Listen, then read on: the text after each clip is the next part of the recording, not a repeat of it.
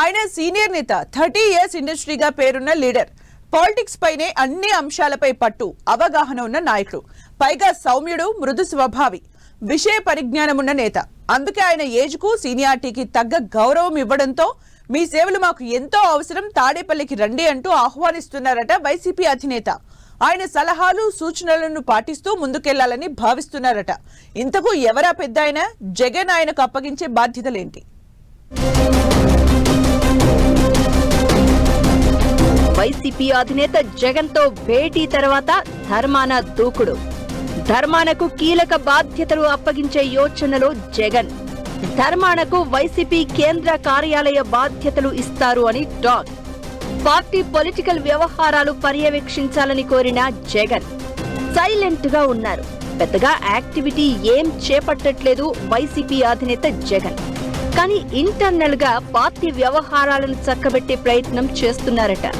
2029 ఎన్నికల్లో విజయమే లక్ష్యంగా అంతర్గతంగా పార్టీకి ట్రీట్మెంట్ మొదలు పెట్టారట.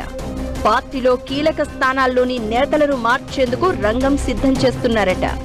పార్టీ రాజకీయ వ్యవహారాలను చూసే బాధ్యతను కొత్త వారికి అప్పగించే యోచనలో ఉన్నారట. ఈ క్రమంలోనే తెరపైకి మరో సీనియర్ నేత పేరు వినిపిస్తూ ఉండడం హాట్ టాపిక్ గా మారింది. మాజీ మంత్రి ధర్మాన ప్రసాదరావుకు కీలక బాధ్యతలు అప్పగిస్తారని అంటున్నారు. ఇదే విషయంపై ధర్మానను పిలిపించుకుని మరీ చర్చించారట జగన్.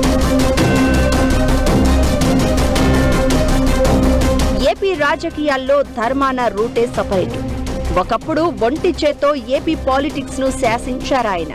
కూల్ పాలిటిక్స్ కి కేర్ ఆఫ్ అడ్రస్ గా ఉండే ధర్మాన గత ఎన్నికల్లో ఓటమి తర్వాత కొంతకాలం సైలెంట్ గా ఉండిపోయారు. వైసీపీ అధిష్టానం నుంచి ఎంతో మంది సీనియర్ నేతలు వచ్చి చర్చించినా మరో 2 ఏళ్లు తాను ప్రత్యక్ష రాజకీయాలకు దూరంగా ఉంటానంటూ చెప్పుకొచ్చారాయన. అలాంటి నేత ఇప్పుడు ఒక్కసారిగా గేరు మార్చారట.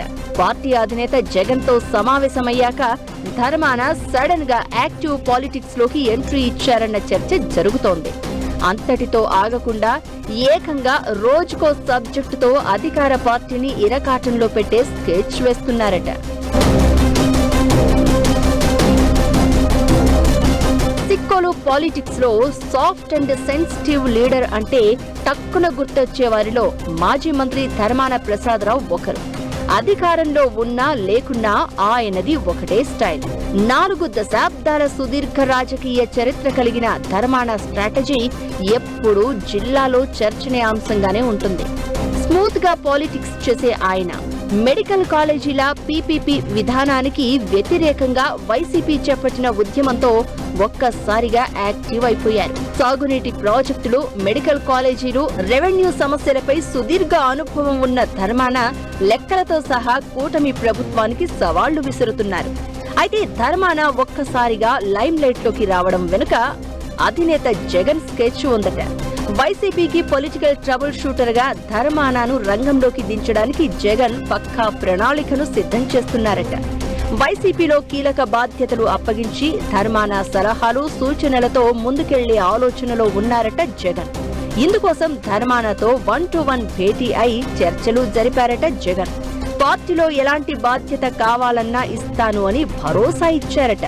అంతేకాకుండా కొన్ని రోజులు ధర్మాన మకాం కూడా సిక్కోలు జిల్లా నుంచి వైసీపీ కేంద్ర కార్యాలయం తాడేపల్లికి మార్చాలి అని కోరారట.